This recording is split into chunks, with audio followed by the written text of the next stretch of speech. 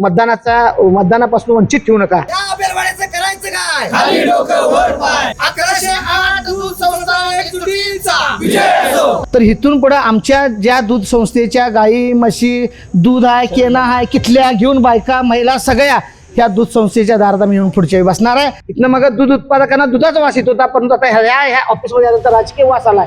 गोकुळ दूध संघात सध्या मोठं राजकारण तापलंय। तब्बल 1100 पेक्षा जास्त संस्थांना लिक्विडेशनच्या नोटिसा आणि आता मतदानाच्या हक्कासाठी संस्था चालक रस्त्यावर। हा केवळ आंदोलनाचा प्रश्न नाही, तर कायदा, प्रशासन आणि राजकारण यातल्या संघर्षाचा त्रिकोण बनलाय आणि सगळ्यांचं लक्ष लागलंय 28 तारखेच्या कोर्टाच्या निर्णयाकडे। नमस्कार, मी प्रेरणा मोहिते आणि तुम्ही पाहताय तारा न्यूज। गोकुळशी संलग्न अनेक दूध संस्था निष्क्रिय असल्याचा ठपका ठेवत सहकार्य विभागाने लिक्विडेशनची प्रक्रिया सुरू केली आहे। या संस्थांना नोटिसा देण्यात आल्या असून सुधारणा न झाल्यास त्यांना बंद करण्याची कारवाई होऊ शकते। मात्र याच संस्था चालकांनी आता मतदानाचा अधिकार मिळावा यासाठी आंदोलन छेडले आणि दबावपोटीच आमचा मतदानाचा अधिकार किंवा पात्र आमच्या संस्था आहेत त्या संस्था खऱ्या अर्थानं मतापासून आणि गोकुळ दूध संघापासून बाजूला करण्याचा घाट या सहाय्यक निबंध ऑफिसमधून केला आहे काय असं आम्हाला वाटायलंय।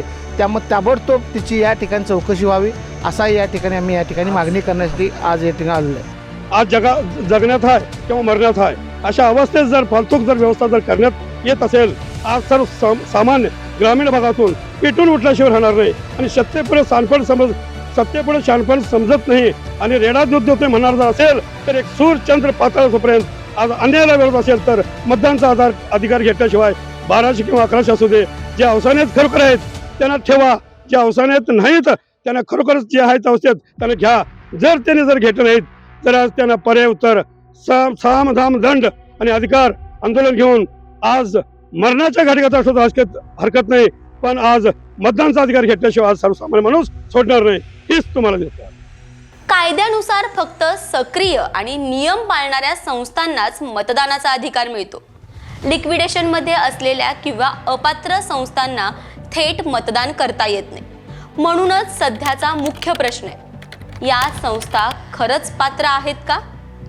दरम्यान गोकुळच्या संचालकाची भूमिकाही प्रश्नांच्या भोवऱ्यात सापडली आहे। इतक्या संस्था लिक्विडेशन मध्ये जात असताना संचालकांनी वेळेत हस्तक्षेप का केला नाही? संस्थांना वाचवण्यासाठी नेमके काय प्रयत्न झाले की निवडणुकीच्या पार्श्वभूमीवर हा मुद्दा पुढे आलाय? लिक्विडेशन ही कायदेशीर प्रक्रिया आहे, पण इतक्या संस्था इथपर्यंत आल्या याची जबाबदारी ठरवावी लागेल।